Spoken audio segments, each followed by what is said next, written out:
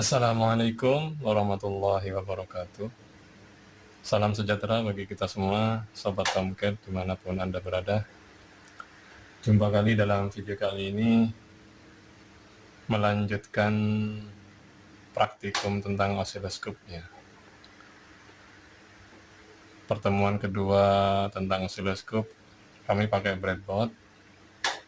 Kali ini kami telah membuatkan PCB ya, double layer menggunakan software Eagle. Kalau dulu-dulu untuk praktikum inverter kami pakai Proteus, kali ini pakai Eagle. Dan sepertinya lebih ini ya, kemungkinan sih lebih presisi. Jadi di sini tidak ada via-nya ya, double layer tapi tanpa via. Oke, lanjut ke topik utama tentang DIY oscilloscope 4 channel. Jadi kami pakai 4 op-amp ya. Yang ini adalah soket untuk ini. STM32 MCU untuk mengambil data sampel dari data analog,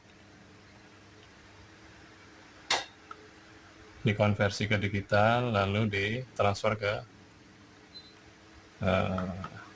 oscilloscope viewer, jadi programnya ini.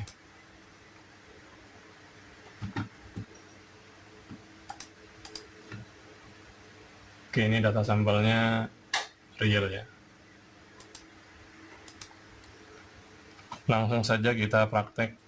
Jadi di sini kalau di onboard, ini sebenarnya kami dapat bekas ini, bekas oscilloscope yang rusak, kami ambil BNC-nya, BNC onboard.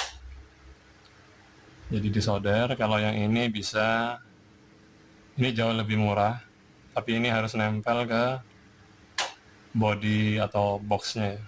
Misalkan ini ditaruh dalam box,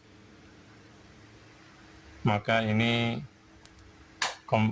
BNC yang ini jauh lebih murah dari ini. Bisa-bisa seper-6-nya ya, seper-6, seper-7. Ini 2000, ini bisa sampai 15.000. Jauh sekali perbedaannya. Oke, kita pasang, kita praktek nanti dengan beberapa sinyal ya. Kita akan coba bisa nggak mengukur sinyal SPWM dari Raspberry Pi Pico ini. Ini dari praktikum yang dulu kita bahas tentang sinkronisasi sinyal PLN, dan sini membentuk SPWM-nya. Jadi ini masih program yang sama. Ini di jumper ke ground pin nomor 6 ini. Ini maksudnya adalah nanti modenya adalah generator SPWM standalone. Jadi bukan sebagai grid tie inverter, tapi grid off ya. 50 Hz SPWM. Oke, kita uji dulu yang ini. Ini sekitar 20 ribuan.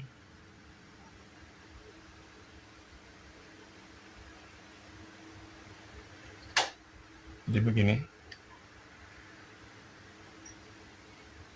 Kita ambil sampelnya pin 7.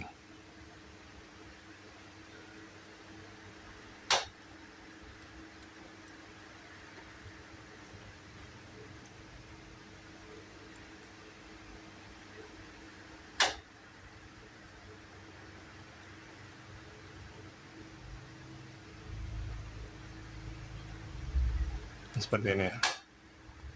Jadi nanti, kami jelaskan lagi. Jadi port A0 sampai port A3 ada 4 channel. Itu adalah pin ADC-nya. Sedangkan port PB6, PB7, PB8, PB9 adalah generator PWM. bisa dimatikan, bisa di on kan. Nah, kita nanti uji mengukur sinyalnya sendiri, output dari MCU ini.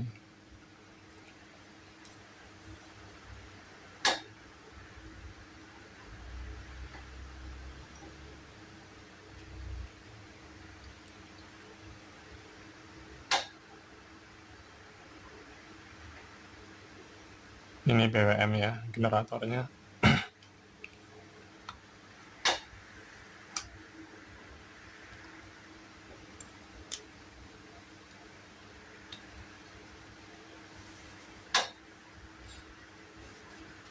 Kita nanti akan uji juga dengan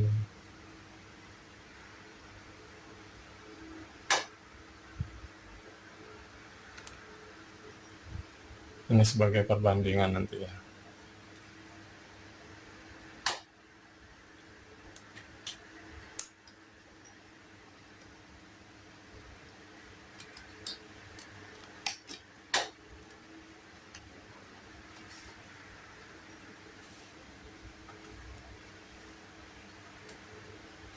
Ini biar apa namanya, probe ya dari oscilloscope yang rusak, ada 2. Kita coba yang ini.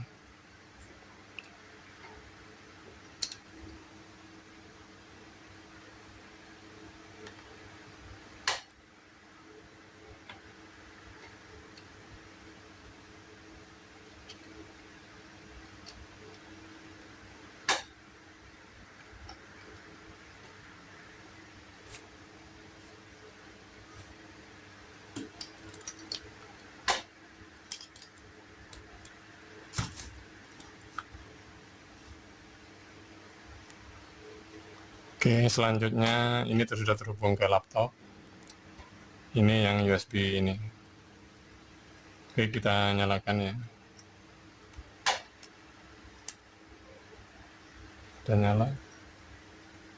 Lalu kita on-kan di sini.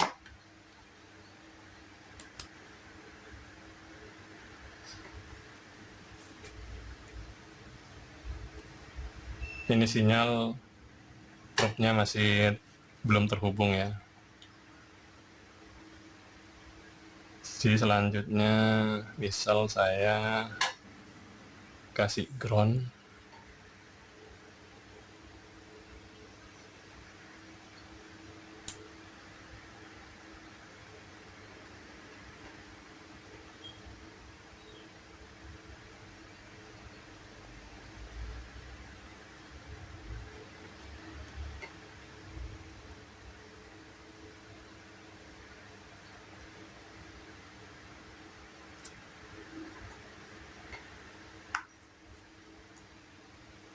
Mikron ya.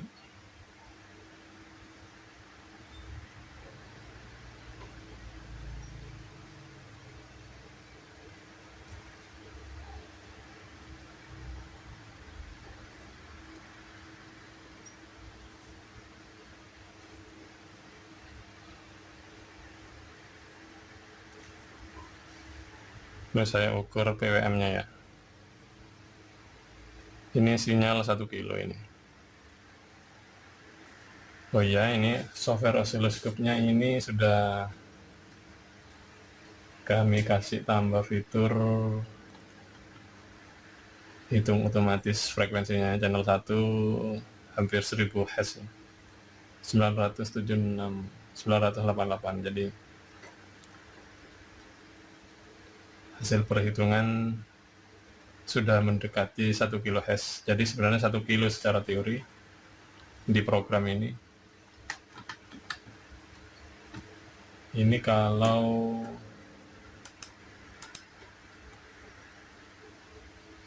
dia di channel 2 untuk triggernya saya arahkan ke channel 2, maka yang dipegang sebagai referensi adalah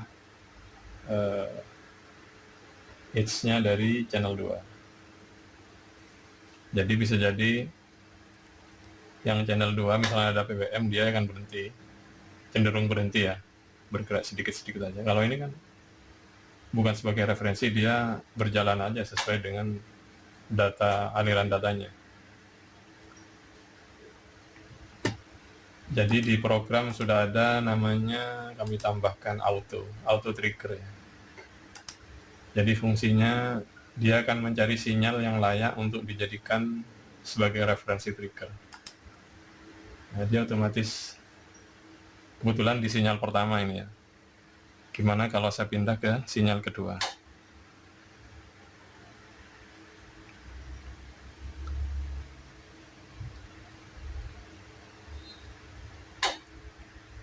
Saya tarik sini biar kelihatan. Sekarang sinyal yang nomor 2, channel 2 ya. Nah, sudah otomatis berhenti dia. Karena dia akan mencari sinyal yang layak untuk dijadikan sebagai referensi aliran frame data dari 4 channel ini. Jadi sudah terbukti ini sekarang channel 2 yang frekuensinya mendekati 1 kilo ini. Channel 1, 3, sama 4 masih 0 ya. Oke, sekarang kita coba sinyal AC ya. Sinyal AC masih menggunakan trafo ini. Di sini CT-nya, yang di ground kan ini CT.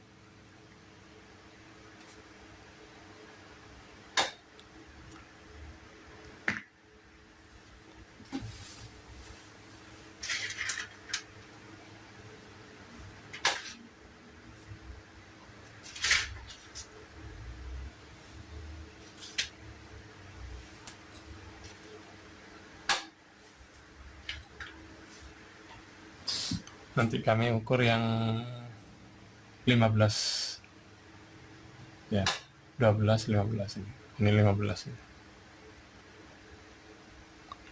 Oke, kita tancepin 220, ditancepin. Ini yang pertama ya, AC ya. Itu ada sinyalnya.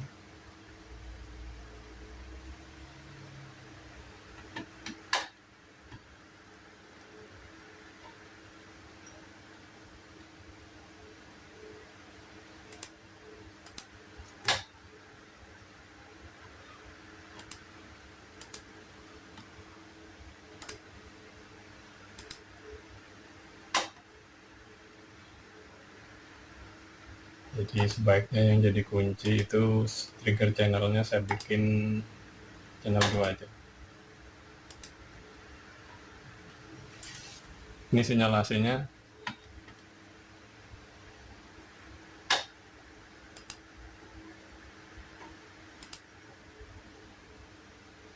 Kalau yang panjang ini sesuai dengan buffer ya.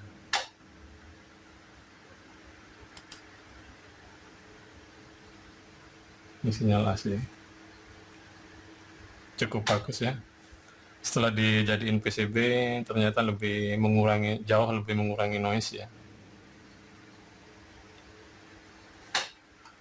Ini kalau saya bikin otomatis dia akan ngonter dicek channel 1, 2, 3. Kalau channel 1 sudah layak, maka dia sebagai referensi channel 1. Kalau saya bikin auto, secara teori maka referensinya adalah channel 1. Jadi yang dipegang channel 1 kan. Yang bergerak mengikuti referensi channel 1 ya, channel 2 ini bergerak. Oke, selanjutnya kita bandingkan dengan ini ya.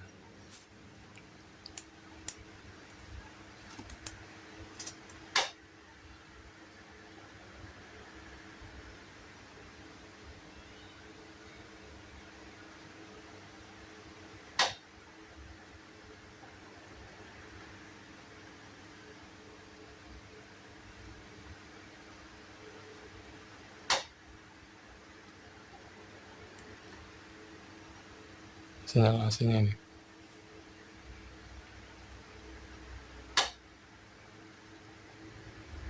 Saya tambahin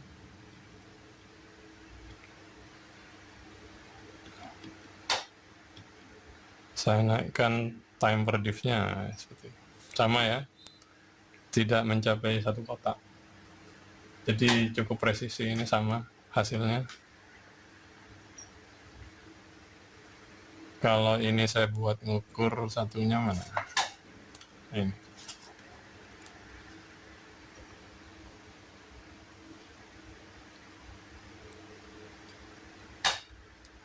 yang ini saya buat ngukur sinyal yang ini PWM.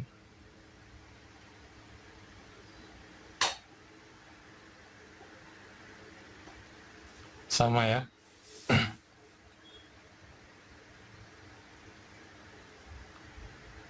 Langkah selanjutnya kita akan uji dengan SPWM ini. Kira-kira mampu nggak ini? Meskipun dengan MCU yang murah ini bisa nggak menampilkan visual sinyalnya. Ini perlu dikasih catu daya ya, VCC 5 volt. Nomor 2 dari sini V-in, terus ini ground.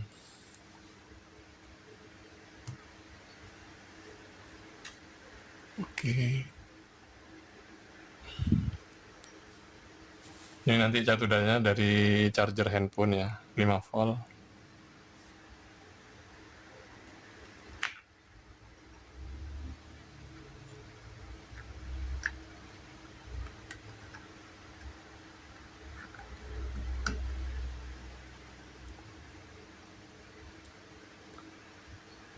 VCC V-in di sini, lalu ground di sini ya.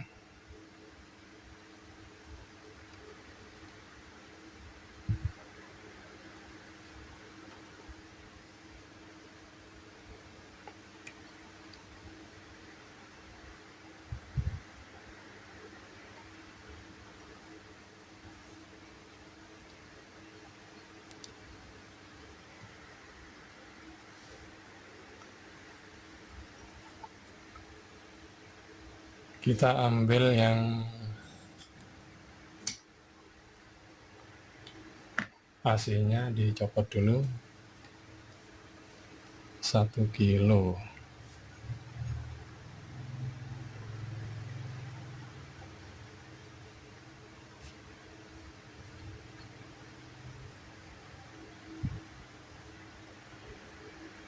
Groundnya di sini.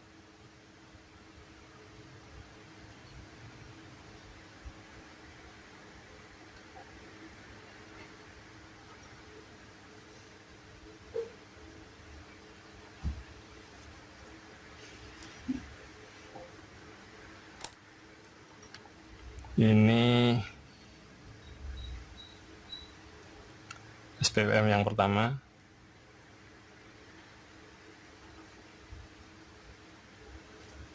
Saya nyalakan.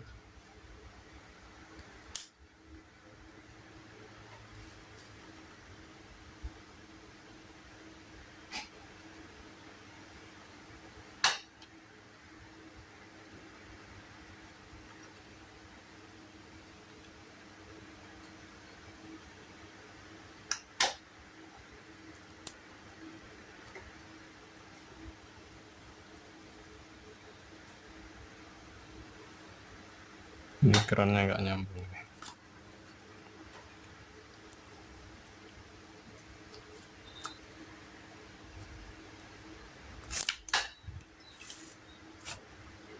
Sekarang acuan groundnya di sini.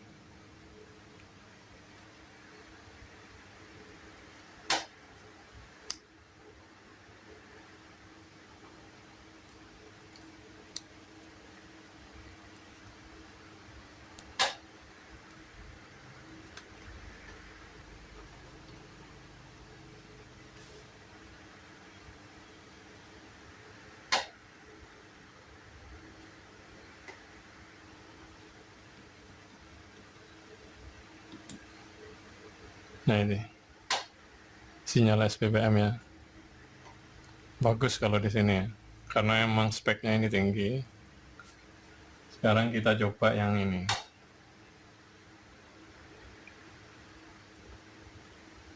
Oke, yang ini ya. Ini ground. Kita ambil yang sama aja.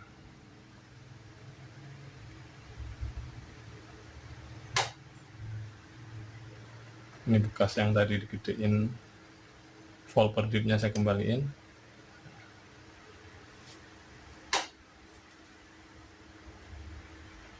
Ini kelihatan samplingnya tidak secepat ini ya, tidak sempurna ya, ada sedikit overlap mungkin. Jadi kalau ini nah, sinyalnya seperti ini.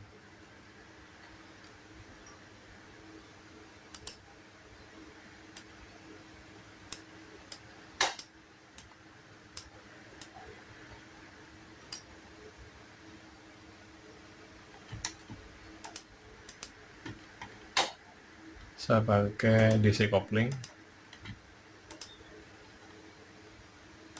resume. Jadi ketangkap sebenarnya ya, meskipun dengan frekuensi tinggi. Ini frekuensinya berapa ini?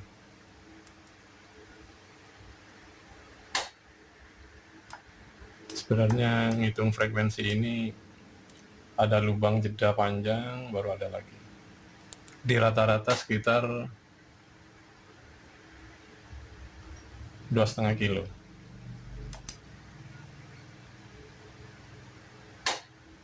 Kalau di sini tidak muncul ya. Mungkin dia deteksi harus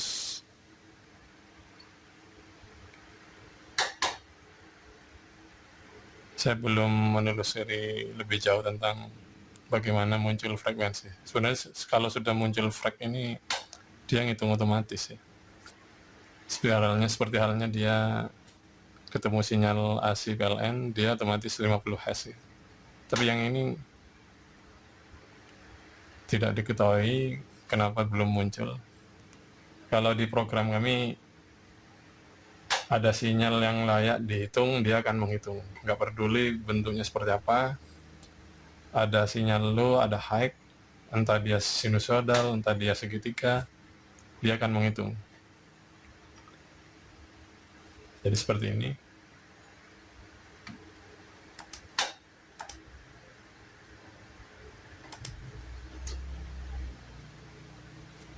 Jadi dikecilin lagi hampir sama ya. Cuman frekuensi samplingnya memang tidak setinggi ini. Cuman secara garis besar sudah nampak ya polanya ya. Dia mampu menampilkan visualnya. Meskipun dengan perangkat yang sangat murah ini. Ini saya coba lebarin menjadi 48 misalnya, supaya lebih panjang. Nah dia tampil panjang. Cuman semakin besar buffernya, maka dia semakin banyak menggunakan memori. Oke, nggak ada masalah sebenarnya. Sekarang channel satunya saya pakai tandemnya, saya ukur tandemnya ini. Ini. Wow, lumayan bagus ya. Jadi kalau dihitung, jadi gantian dia.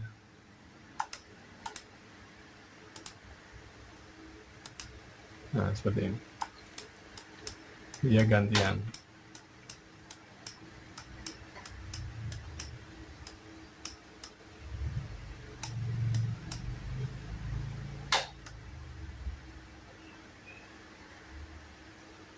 Nah. Jadi biru sama kuning sebenarnya gantian. Itu tandem.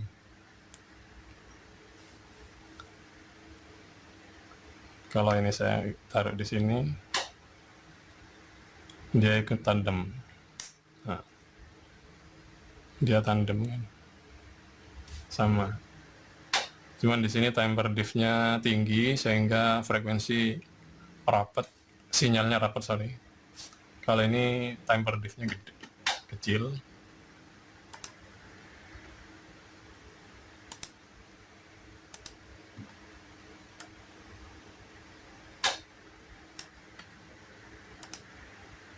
Ini lebih kecil. Jadi cukup menarik ya dengan MCU yang sekitar 20 ribuan ini. Kita belum mencoba yang ini ya. Sebenarnya ada 4 channel ini. Kalau mau diukurkan sinyal apa ya di sini ya. Oke, saya taruh sinyal ini. Di positifnya itu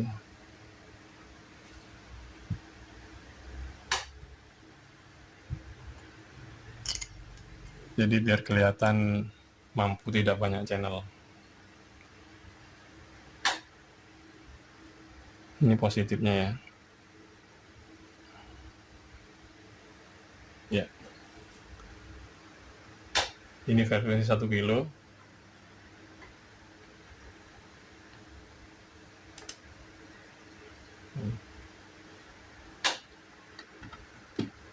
Triggernya saya pakai channel 3 aja. Nah, berhentinya di sini. Referensinya channel 3. Channel 3 frekuensi hampir 1 kilo, 995, 978, 991. Jadi dia berubah-ubah. Softwarenya perlu di smoothkan lagi, bisa jadi ya, pakai rata-rata. Ini sebenarnya sudah pakai rata-rata ya. Cuman dia ngitungnya jumlah amplitudo yang high ada berapa. Bisa jadi ada selisih yang low tidak terhitung, setengah gelombang atau seperempatan, di antara 0 sampai 50% gelombang. Jadi seperti itu, bisa jadi memang sinyalnya yang tidak persis 1 kilo terus, tidak konsisten 1 kilo terus ya. Ada sedikit bergeser sedikit-sedikit di antara 1 kilo. Tapi secara perhitungan dia sebenarnya sudah menghitung jumlah peak, jumlah sinyal yang ini, yang gelombang yang high ini, dihitung jumlahnya, dan itu sudah mendekati kebenaran sebenarnya. Tapi sebenarnya ini sudah bagus lah, mendekati 1 kilo. Kita tidak ada pembulatan di situ di programnya, jadi tampil apa adanya, langsung pembagian dan perkalian. Oke. Selanjut lagi kami tambahkan sinyal AC ya, misal untuk menampilkan 4 channel, benar-benar 4 channel atau enggak. Sekarang kita ada ini, saya tambahkan ke ini ground.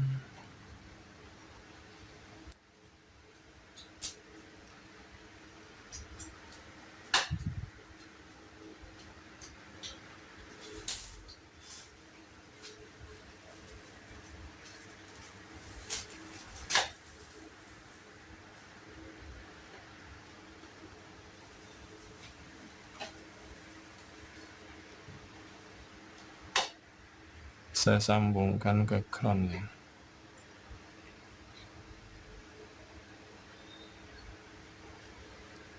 Saya nyalakan 220-nya.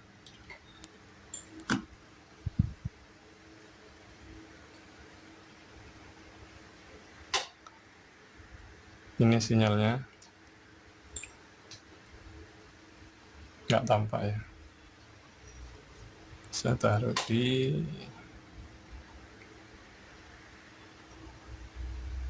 sini.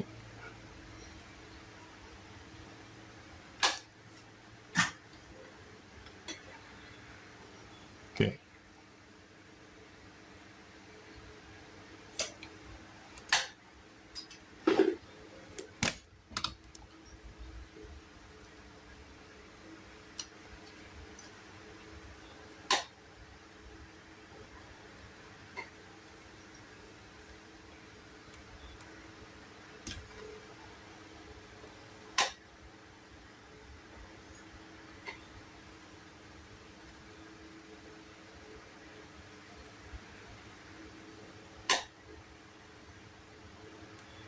Ini 15 volt AC ya, CT dengan 15 volt.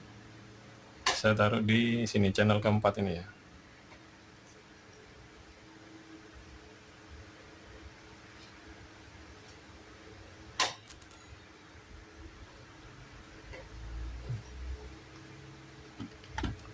Volt per diff-nya harus digedein supaya sinyalnya semakin kecil visualnya.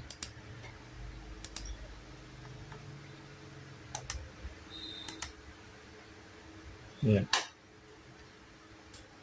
Jadi ini benar-benar sinyal real ya. Ini SPWM dari Raspberry Pi Pico dengan frekuensi sekitar 2 kilo.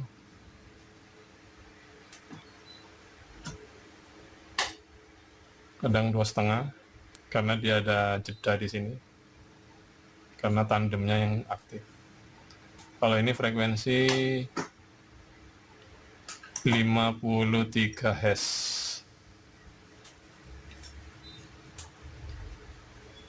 Jadi sudah tidak ada pembulatan di sini ya. Kalau di sini tampilnya 50 Hz. Kalau di praktikum kedua. Oke, demikian setelah ada perbaikan menjadi PCB jauh lebih bagus ya, jauh mengurangi noise. Jadi dengan op-amp yang 1000-an dan ini 20.000 sudah menjadi oscilloscope yang sudah bisa layak pakai. Oke, terima kasih. Semoga ini bermanfaat bagi kita semua. Sampai jumpa pada video-video kami selanjutnya. Wassalamualaikum warahmatullahi wabarakatuh.